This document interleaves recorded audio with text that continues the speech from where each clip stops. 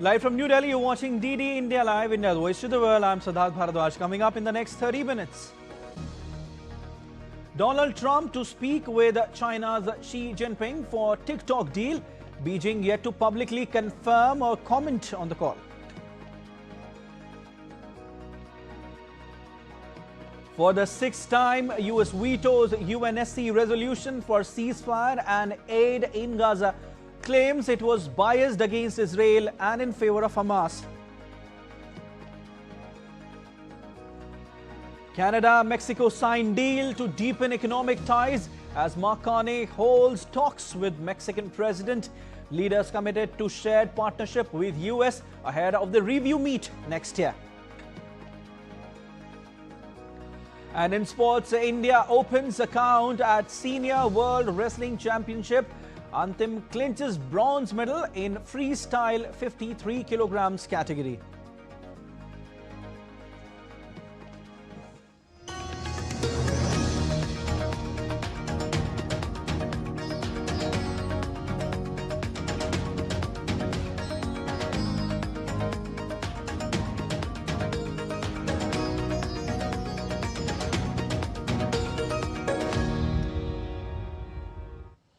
US President Donald Trump will hold talk with Chinese counterpart Xi Jinping on Friday about a deal to change ownership of the video sharing app TikTok. During a joint news conference at Chequers during a second state visit, Trump said he would speak to China's president to see if they can finalize something on TikTok. Trump revealed how TikTok helped him get elected and assures that the app will be owned by all American investors. So what we're doing, and we're speaking to President Xi on Friday to see if we can finalize something on TikTok, because there is tremendous value, and I hate to give away value, but I like TikTok. It helped get me elected. In fact, Charlie said, "Sir, you ought to get on TikTok. You'd be great." I said, "Really? Tell me about TikTok." And we, as you know, we did unbelievably well with youth. Top officials from both sides struck a framework agreement this week, which reports suggest could see TikTok would be owned by all American investors and very rich people and companies. Meanwhile, China on Wednesday called the framework deal reached in Madrid to switch TikTok to US-controlled ownership a win-win and said it would review TikTok's technology exports and intellectual property licensing. US President Donald Trump is back to the White House after wrapping up his second state visit to the UK on Thursday. Trump and British Prime Minister Keir Starmer hailed the renewal of their nation's special relationship. The visit came to a close with a show of unity after avoiding possible pitfalls. Trump also paid homage to the close ties enjoyed by the two countries, saying Starmer was a tough negotiator in securing the first tariff deal with the US, although Britain has still not got the lower US tariffs on steel that it was seeking. While returning, Trump said that he disagreed with British Prime Minister Keir Starmer on immigration and energy. You know, the thing I most disagree, I guess I disagree with him on two things. Immigration, which is very rough for the UK, very rough, and energy. As I said, you know, the North Sea, if I had that, I'd make a fortune. Look at Norway's accounts. Look at the cash Norway has. And they have the same thing we're talking about. I don't even know if they have as much. But that's a tremendous asset. So those two things. In another news, the United States vetoed a draft United Nations Security Council resolution that would have demanded an immediate, unconditional and permanent ceasefire in Gaza, and that Israel lift all restrictions on aid deliveries to the Palestinian enclave. The text, drafted by the elected 10 members of the 15-member council, would also have demanded the immediate, dignified and unconditional release of all hostages held by Hamas and other groups. It received 14 votes in favor. It was the sixth time the US had cast a veto in the Security Council over the nearly two-year war between Israel and Palestinian militants Hamas. Gaza City and surrounding areas are officially suffering from famine, and it will likely spread, a global hunger monitor determined last month. An October 7, 2023 Hamas attack on Israel triggered the conflict in Gaza. According to local health authorities, more than 64,000 people, also mostly civilians, have since been killed during the conflict in Gaza. The United Nations Security Council will vote Friday on reimposing deep economic sanctions on Iran over its resurgent nuclear program. Britain, France and Germany, signatories to the Joint Comprehensive Plan of Action intended to stop Tehran obtaining nuclear weapons, allege that Iran has broken its promises under that 2015 treaty. In a letter to the UN in mid-August, the European three-slammed Iran as having breached several Joint Comprehensive Plan of Action commitments, including building up a uranium stock to more than 40 times the level permitted under the deal. Despite a flurry of diplomatic talks between the European powers and Tehran, the Western trio insisted there was no concrete progress. The vote could result in the imposition of sanctions as early as next week. The hard-won 2015 deal has been left in tatters ever since the United States, during Donald Trump's first presidency, walked away from it in 2018 and reimposed sanctions on Iran.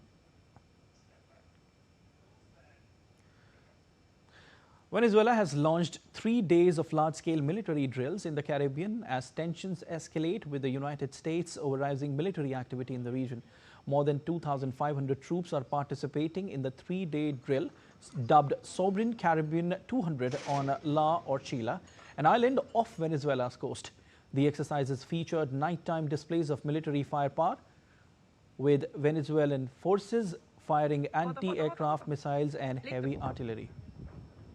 Video footage released by the Venezuelan Communication Ministry showed Sukhoi 30 fighter jets and helicopters conducting flyovers, while amphibious tanks made breach landings as soldiers secured positions along the shoreline. The military display comes amid escalating regional tensions following U.S. forces blowing up at least 3 Venezuelan boats this month, killing a combined 14 people allegedly transporting drugs across the Caribbean.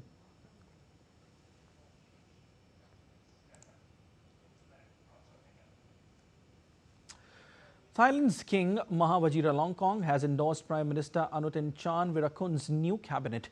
The endorsement formally enables the cabinet to take an oath before the king ahead of a policy statement to parliament, the final step before ministers can assume their duties.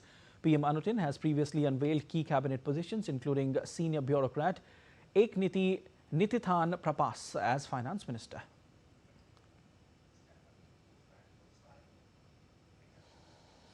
Well, news from North Korea now. North Korean leader Kim Jong-un oversaw the testing of unmanned drones on Thursday and ordered their capabilities be strengthened through artificial intelligence.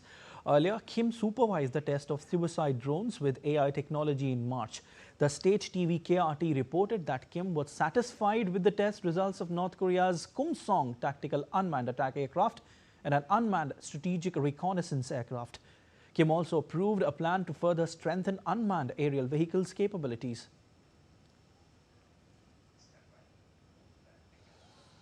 And in France, around 20,000 protesters flooded the streets of Rennes to oppose the government's proposed 2026 budget, which includes strict austerity measures. The demonstration, led by unions, turned tense when Black Bloc activists clashed with police, prompting tear gas use. Similar scenes unfolded across the country, with roadblocks and fires erupting in Paris and other cities.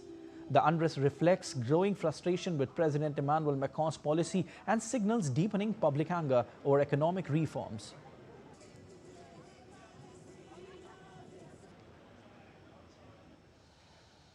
The U.S. Senate on Thursday voted unanimously to establish a National Day of Remembrance for Charlie Kirk following the assassination of the conservative commentator.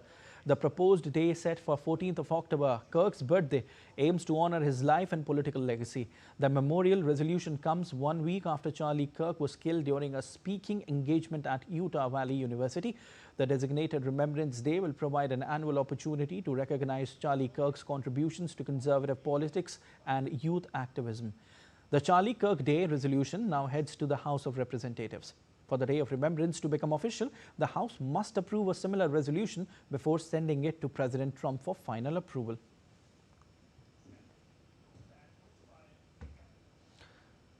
Deadly floods have struck Unity State in South Sudan, submerging homes, schools, clinics, farms and grazing land, while displacing tens of thousands and contaminating water sources.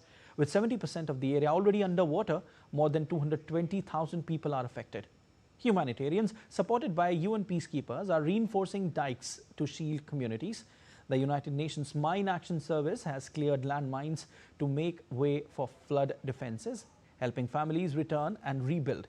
Officials say reclaimed land will be distributed to displaced families and returnees, but with rains forecast to intensify, up to 400,000 more people could be uprooted this year. A quick update on earthquakes in countries across the continents.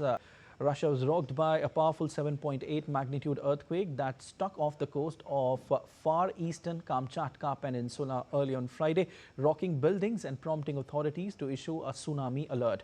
A series of aftershocks further rattled the region. The U.S. Pacific Tsunami Warning Center issued an alert for possible hazardous waves along nearby coastlines, but later lifted. No damage has been reported from the region so far.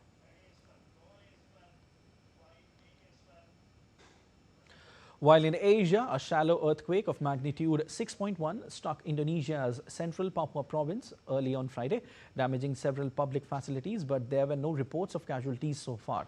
Indonesia, a vast archipelagic nation, experiences frequent earthquakes due to its position on the Pacific Ring of Fire. Shifting focus to South America, where a magnitude 5.6 earthquake struck Chile's Tarapacá on Friday. The quake was at a depth of 89 kilometers. Earlier in June, a 6.4 magnitude earthquake struck the same region in the country, causing minor damage to infrastructure and cutting power to more than 20,000 people, while no casualties were reported.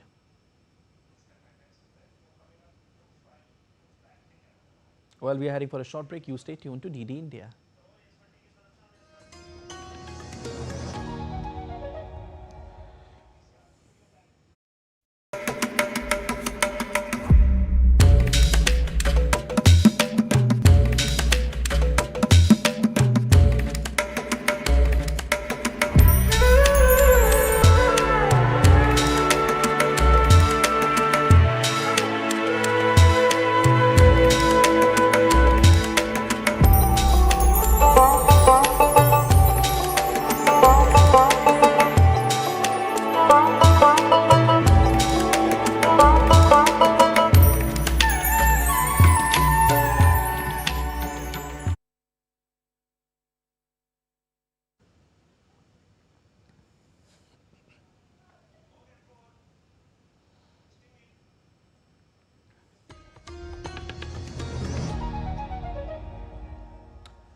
And India's Ministry of Electronics and Information Technology unveiled the logo and key flagship initiatives for the India AI Impact Summit 2026.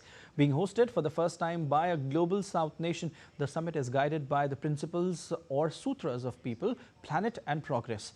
The official logo's identity is the Ashok Chakra, an emblem of ethical governance, justice and constitutional values that guide India's digital and technological journey. From this core, neural network flares radiate outward, symbolizing AI's transformative impact across languages, industries and geographies, bridging divides and enabling inclusive progress. The summit will focus on the safety and impact of artificial intelligence and follows the previous edition co-chaired by Prime Minister Narendra Modi in Paris. It will feature a series of flagship initiatives including innovative AI startups and high potential ventures, global innovation challenges for youth, women and other participants, research symposium and AI expo.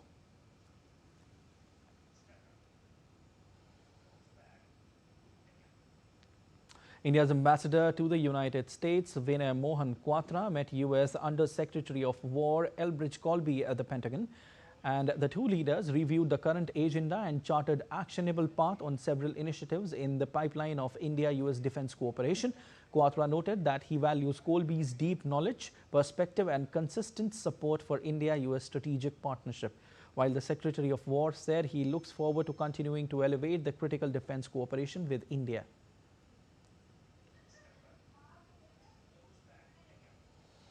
India got re-elected in the Asia-Pacific group of Postal Operations Council and Council of Administration of the Universal Postal Union for 2025-28 in the elections held at the 28th UPU Congress in Dubai.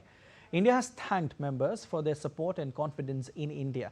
In a social media post, Ministry of External Affairs said that India remains committed to providing innovative postal solutions for its people and sharing them with the global south.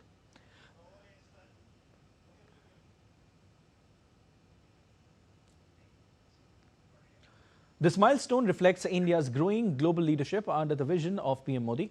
At the heart of this is the steadfast guidance of External Affairs Ministers Dr. S. Jaishankar, whose relentless efforts and expertise were instrumental in securing this achievement.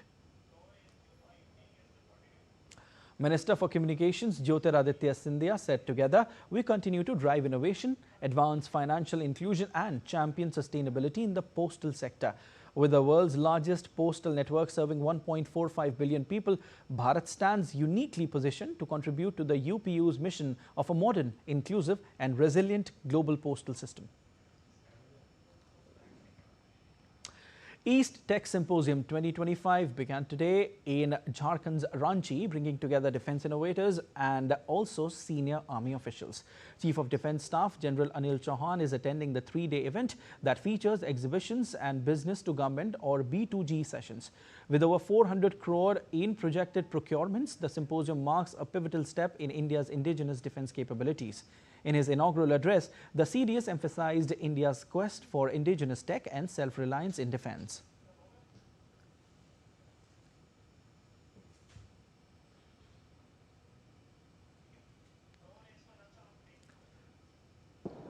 India's quest for defense Indianization and Atmanirbharta is central to attaining strategic autonomy in the defense sector. And as Bhatia has said it, it's a compulsion of the day, actually. It's no longer a kind of words which we speak about. And when we talk about self-reliance and Atmanirbharta, I've stressed always that it starts with these two words. Self-reliance is the self. You have to look at yourself. And so does Atmanirbharta. It speaks about Atman, your own self. So this is all about actually self-realization, understanding, self-actualization. And that probably will give us the self-confidence to achieve it. Indian Space Research Organization's chairman, Dr. V. Narayanan, attended a two-day national workshop on hydrogen fuel technologies and future trends on Friday. Speaking to the media, Dr. V. Narayanan emphasized the importance of hydrogen as a clean fuel and highlighting its central role in ISRO's diverse projects, including the upcoming Gaganyaan mission guided by Prime Minister Narendra Modi's vision.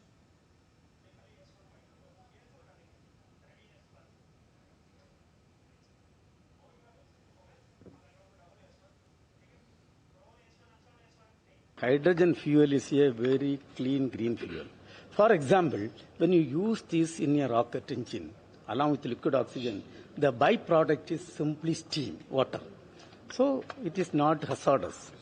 And same way, today when you talk about greenhouse gases, I think this is one of the solutions for that, reducing those things. And hydrogen can be used in multiple places. One is automobiles, fuel cell for generating electricity, then gas turbine engines. In fact, in future, aircraft engines itself, it can come. And then, of course, we are using extensively up and down in rocket engines. And without liquid hydrogen, liquid oxygen engine, and we cannot have a meaningful program. And thereby, the workshop like this will give a lot of benefit to the people. So, Gaganyaan program is meant for taking our own brothers, our own Gaganyatri to space and bring them back safely. And a lot of developers are completed. I will say 80 to 85% development is completed. This year, December, we are going to have the first uncrewed mission. In that mission, instead of human being, we are going to send a half humanoid, followed by 2 uncrewed missions. And based on the direction and guideline from Honorable Prime Minister of India, we are targeting the first crewed mission in the first quarter of 2027. The Bank of Japan left its benchmark interest rate unchanged amid increased uncertainty over the country's political future and the effects of US trade tariffs on the economy. The Bank of Japan stuck with its policy rate of 0.5% at the end of two-day gathering in Tokyo on Friday. The central bank had last hiked rates in January this year. The Bank of Japan also outlined plans to begin selling some of its massive holdings of stocks, exchange-traded funds and real estate investment trusts after it flagged plans to halt their purchases in a historic move last year. The announcement comes hours after government data showed inflation in the fourth largest economy slowed to 2.7% in August, partly because of government energy subsidies, with rice prices increasing 68.8% year on year.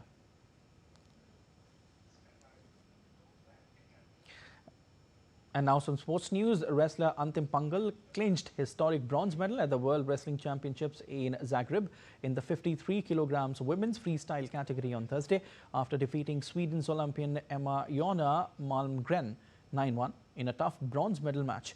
With his bronze, Antim becomes the second Indian woman after Vinesh Fogart to win 2 world's bronze medals. Antim also won bronze in the 2023 edition of the World Championships at Belgrade and had beaten the very same opponent 16-6 via technical superiority. Her Thursday's bronze also opened India's account at the event. India take on Oman in their final group match of Asia Cup on Friday in Abu Dhabi. With Super 4 qualification already secured, the men in blue will look to test their bench. Abhishek Mahajan reports from Dubai. After a high-voltage clash against Pakistan on September 14th, India wrap up their group stage against Oman in Abu Dhabi. With Super 4 qualification already in the bag, this game is about giving opportunities to those who haven't had much time on the field and experimenting with the batting order. Head coach Gautam Gambhir may avoid big changes but expect key players like Jasprit Bumrah to get some rest ahead of Sunday's big rematch with Pakistan. Indian player Kuldeep Yadav said there is no big or small match. Pitch पे उतरते हो तो कोई different नहीं होता, आपके सामने एक बैट्समैन होता है, उसको आप बॉल डालनी है और इट्स जस्ट द माइंडसेट कि आप चाहते हो कि आप उनके अगेंस्ट बेस्ट करो और आप चाहते नहीं हो कि आप पीछे हटो कोई भी स्टेप लेने में, तो हमेशा मोटिवेशन यही रहती है कि इनके अगेंस्ट अच्छा करना है. Oman face India for the first time and it's a daunting task. Their 2 games so far yielded scores of 67 and 130 with no batter crossing 30. Against India's formidable attack, they are up against a mountain to climb. But it will be a historic moment for them to play with world champions. India's schedule is intense. 4 matches in 8 days, 5 in 10 if they reach the finals. To manage fatigue, the team skipped training in Abu Dhabi, instead practiced in Dubai, adopting a same-day travel plan. Arrive for the match, return at night and take Saturday off before the Super 4 opener against Pakistan. For Oman, playing against India is itself a chance to measure progress. With cameraman Kumar Datta, this is Abhishek Mahajan in Dubai for DD India. Anu Rani and Gulveer Singh will be in action on the 7th day at the World Athletics Championships in Tokyo. Anu, competing in her 5th World Championships, will have to either achieve the 62.5 meter mark or finish inside top 12 in the qualification round of women's javelin throw. Asian Games champion Anu has a personal best of 63.82 meter, which is also the national record. Her season's best is 62.59 meters. Gulveer, who finished 16th in the men's 10,000 meter final, will take part in the 5,000 meter heats.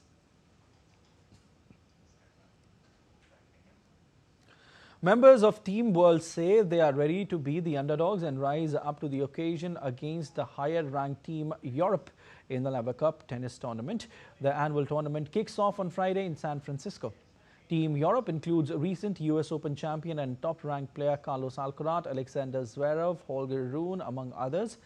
Team World includes Taylor Fritz, Alex de Minaur, Francisco Cerundolo, Alex Michelson, and Joao Fonseca, and Relio Pelka as well. It's a great competition, where your greatest rivals becomes your teammates. All year long when I'm playing against Carlos and when I'm playing against the guys on my team, I'm trying to beat them. I'm trying to do damage to them on court, and now all of a sudden you're trying to help each other, you're trying to win together, and that's something very special. And New Delhi today witnessed a historic artistic celebration at Kartavya Path, the Viksit Bharat ke Rang and Kala ke Sang, bringing together over 25,000 artists and students in a grand canvas painting coinciding with Prime Minister Narendra Modi's 75th birthday. The event highlighted India's progress and aspirations through diverse artistic expressions.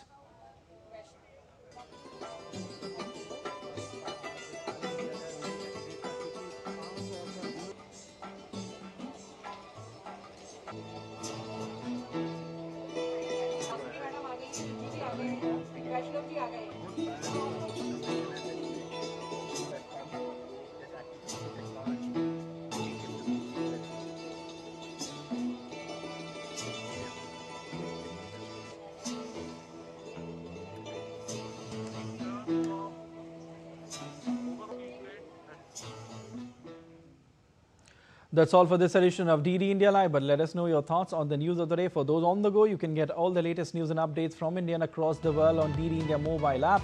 The app is available on both Android and iOS platforms, and you can scan the QR code on your screens to download now. We'll be back with more news as it breaks here on DD India. I'm Siddharth Bharadwaj from all of us here in Delhi. Thanks for watching DD India Live.